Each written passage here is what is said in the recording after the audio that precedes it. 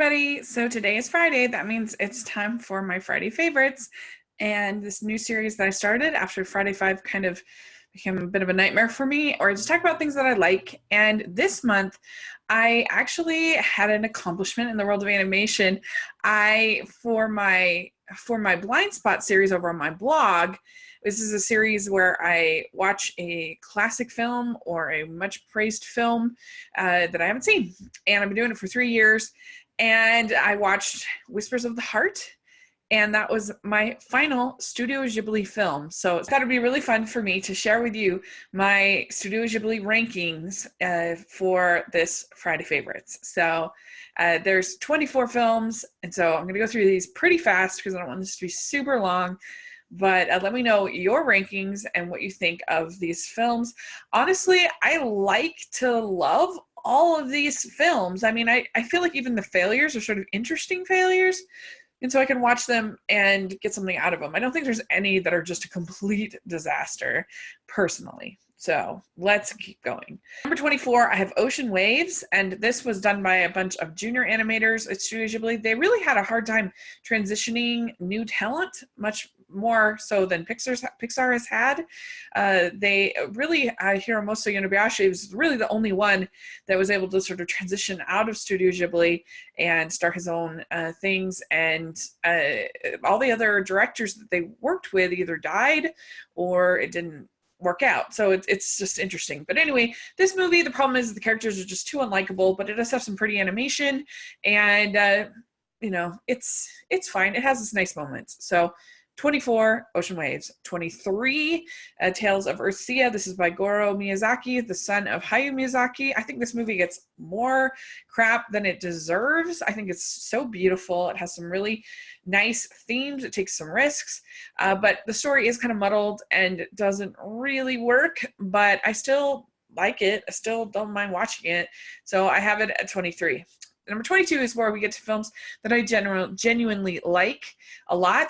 And so this might be a kind of an unpopular opinion, this low, but I do still really like it, is Pom Poko.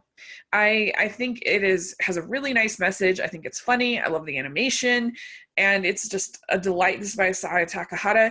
The only reason I have it so low is because there are some sort of weird elements to me that make it one that I don't want to turn on as much as some other ones, as far as like jumping on their family jewels and sort of when they become human. And I don't know, there's just some stuff that's just a little strange for me, but I still really do like it. 22 is my ranking. 21, I have Lupin the Third, The Castle of Cagliostro. This is not technically Studio Ghibli, but Hayao Miyazaki directed it. It was his first film that he directed, so I count it on here. This is in a series of Lupin adventures. He's kind of this good-for-nothing who gets into trouble, but always ends up saving the day in the end, and so it's really fun. It's a fun little like kind of mystery adventure type story. It's got a lot of good humor to it, and it's just not quite as memorable maybe as some of his other films, but I still do enjoy it, so I have it at 21. Number 20, I have Howl's Moving Castle. This is Miyazaki.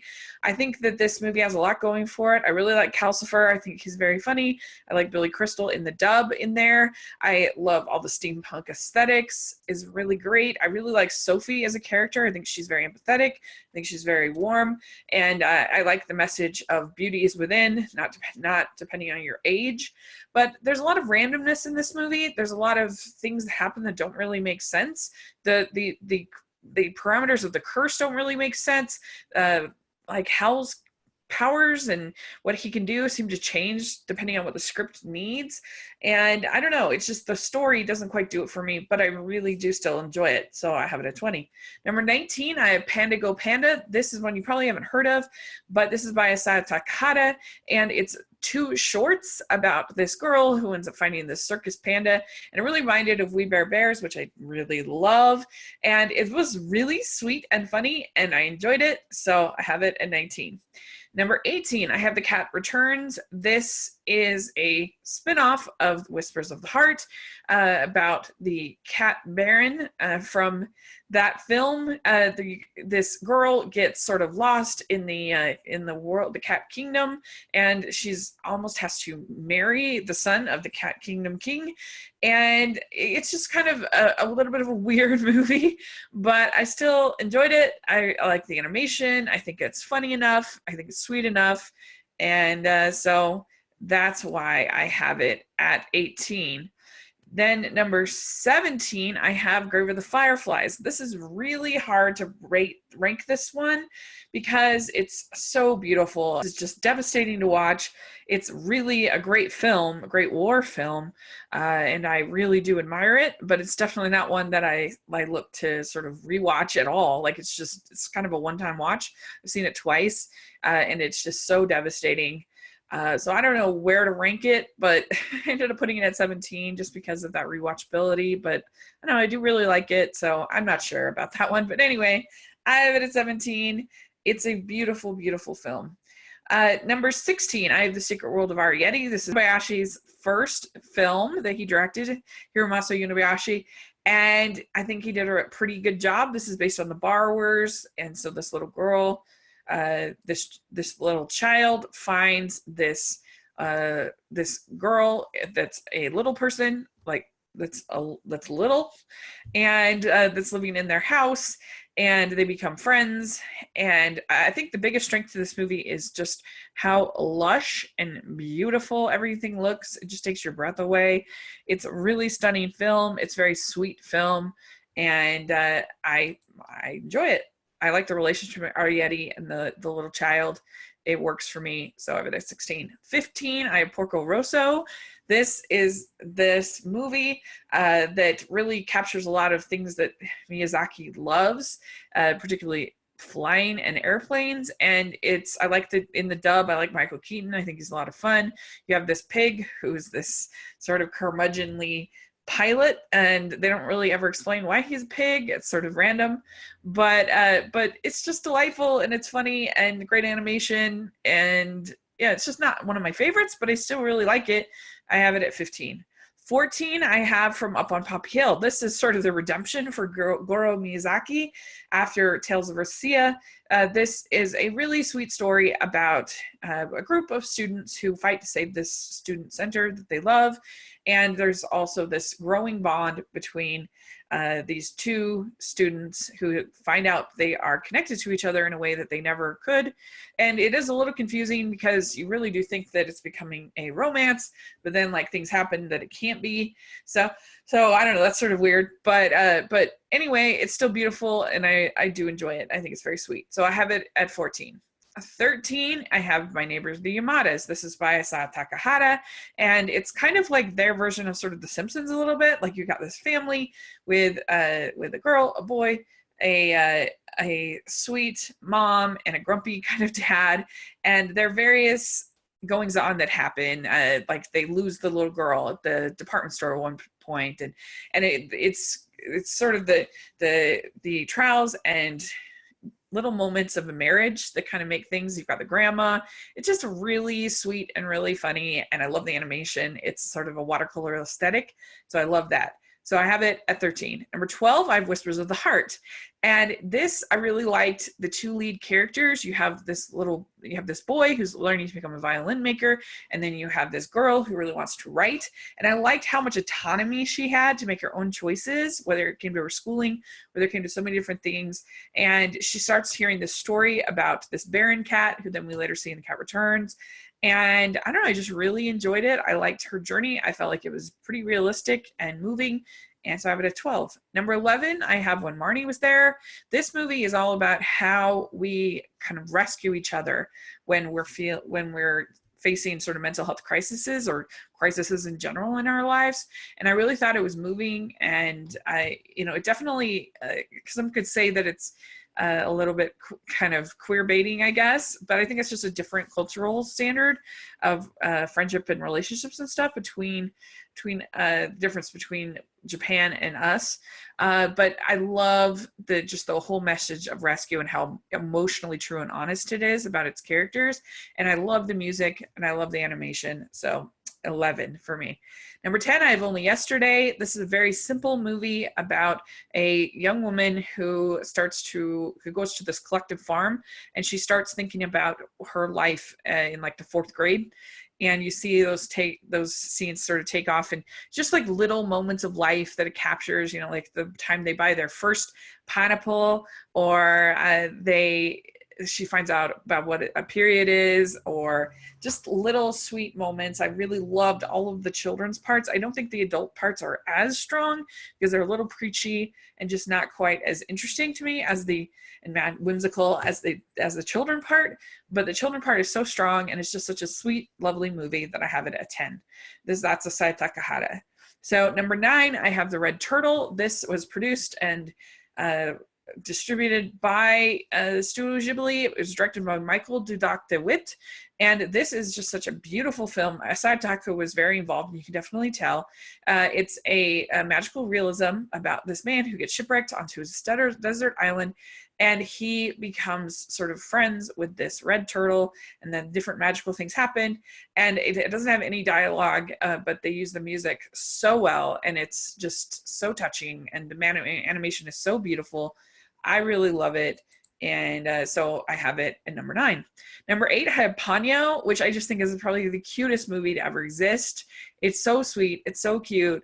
And I love Ponyo, and I love all the characters. And I love when she's like running across the ocean. It's beautiful.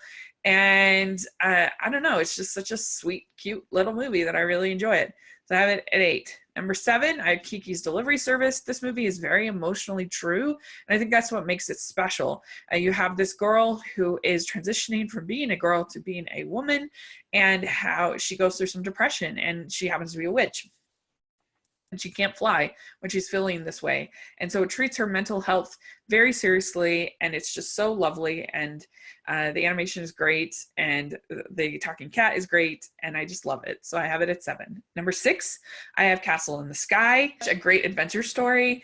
I love, when they get up to this island, the two the boy and the girl, the 2 lead characters, are so charming, are so sweet, are so funny. I love the pirates. They're really great.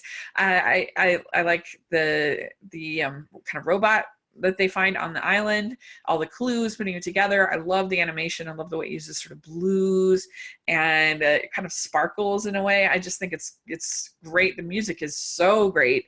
It's just a delight to watch. Number 6. Number 5, I have The Tale of Princess Kaguya. This is a very long movie, so it won't be for everybody. And it's just about this girl growing up and realizing she decides to follow her parents no matter what, and that obedience ends up costing her kind of her soul. And so it's sort of a cautionary tale in a lot of ways. The animation is so stunning, and the way it uses music is really incredible. I think it's one of the best uses of the way that music just sort of moves through the characters is really incredible. It's going to be too slow paced for some, but I loved it. I have it at 5. Number 4, I have Princess Mononoke. This is such an amazing man versus nature story. You have these giant like boar demons that are coming after this people, and so they end up on this they end up fighting with this this forest people that are led by this princess, this woman named Shun, and it's just a really violent, really intense movie that you'll never forget. And I feel like I learned something new about it every time I watch it, and I'm more impressed with it every time I watch it. Great music, just stunning. I have it at 4. Number 3, I have Nausicaa of the Valley of the Wind. I usually don't like dystopians because I find them very cynical. This is the one that I like because I feel like the character of Nausicaa is such a lovely character. She is so noble, and she has such pure intentions and pure goals of what she's trying to do. She's not cynical really at all. And I love the world building is amazing. The bugs are incredible, so creative, so lovely. I think the music is really cool. It has such a deep heart to it, despite it being a dystopian, which is very rare. And I just love the character so much. And I think it's a really moving, beautiful movie. So I have it at 3. Number 2, I have My Neighbor Totoro. And this movie is just one of the most delightful movies I think I've ever seen in my life. And it also takes its characters very seriously. And I think that's what separates this and maybe Winnie the Pooh from other movies made for small children, is that this doesn't talk down to these children. It takes them very seriously. And the fact that they are scared about their mother is the whole reason, who's sick in the hospital, is the whole reason that Totoro comes, to basically take care of them, watch over them. But he's still kind of a big dope, Totoro. And so that makes it entertaining. And it's just got such heart and so lovely, and the animation is so delightful, and I just love it. I think it's great, and I like even the adults in it are really well done and interesting and great, and so I have it at 2. My number 1 Studio Ghibli film is Spirited Away. I know it's kind of a cliche because it's most people's favorite since it's the Oscar winner, but the thing I think that sets this apart from any other animated film from Studio Ghibli is that this movie is just endlessly inventive. Like every single moment of the movie is something new, something creative, something unexpected, and I just think that's an incredible experience to watch. It's rare that you get, I like a good formula film that executes that well, but it's just so exciting to watch something where you have no idea what's going to come next, whether it's the giant baby or the dragon that turns into paper